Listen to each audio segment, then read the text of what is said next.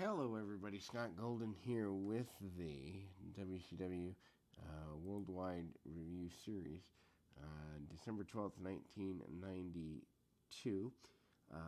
Ultimately, basic thing here.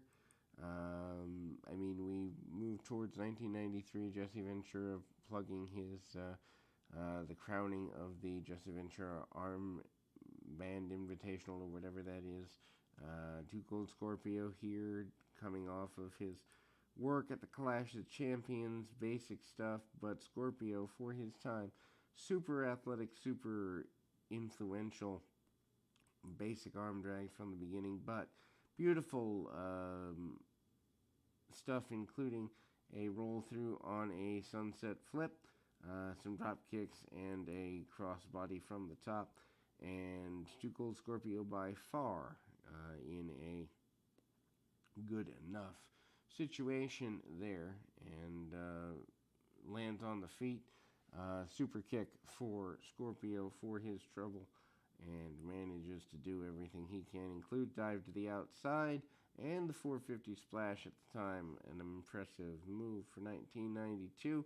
Then we move to Rick Rude, promising to be the unified U.S. and world champion after Starrcade 92 in a couple of weeks.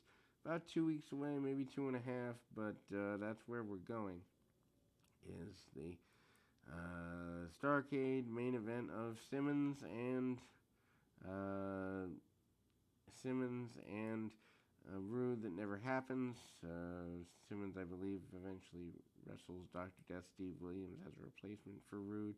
Arm Wrestling Challenge, Van Hammer and Vader are your finalists here.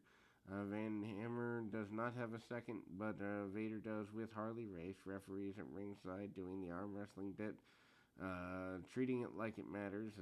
Certainly, they were just trying to do something, I think, more athletically based. Anyway, Van Hammer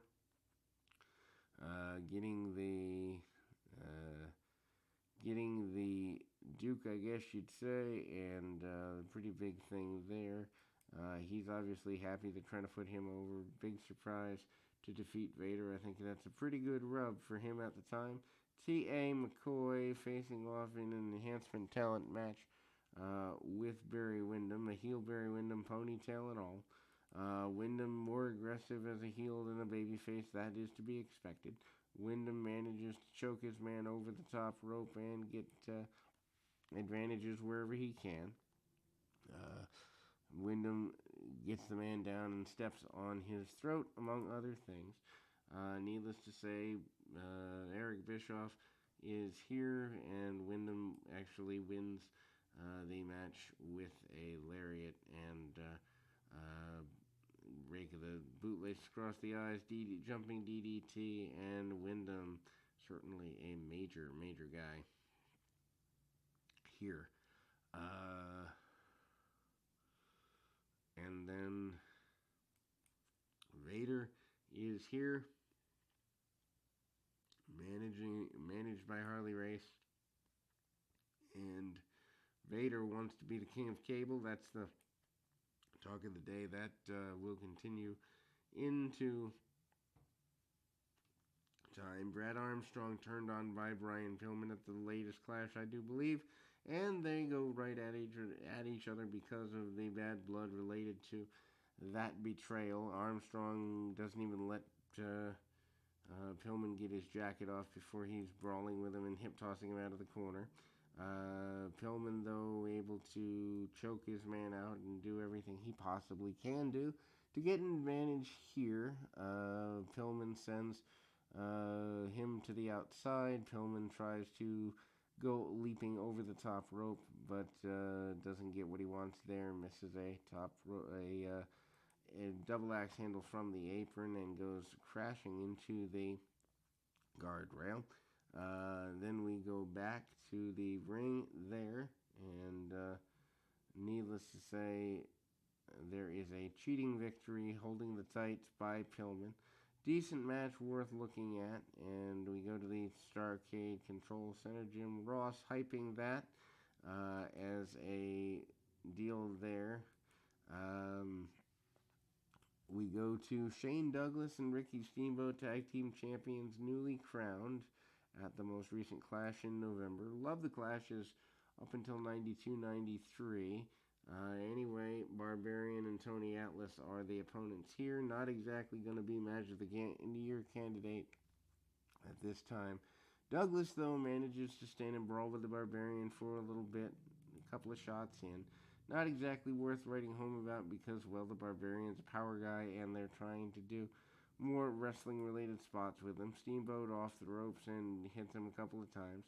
Atlas comes in, and Tony Atlas at this point not in his most athletic of shape. Double team by the champions, double back elbows, and Douglas nearly gets the victory but doesn't get it done. Barbarian goes after Steamboat, hard clothesline in the corner, tries to send him home in a hurry. Tony Atlas with a couple of shots and tries to manage things all the way around. Tag off to Shane Douglas. Douglas hits a couple of shots on both Atlas and the Barbarian. Doesn't get everything done he wants to get done, but gets enough. Needless to say, tie up there and a double drop kick. The champions do get the victory. Johnny B. Bad promises to vanquish whomever at Battle Bowl, regardless of who his partner is.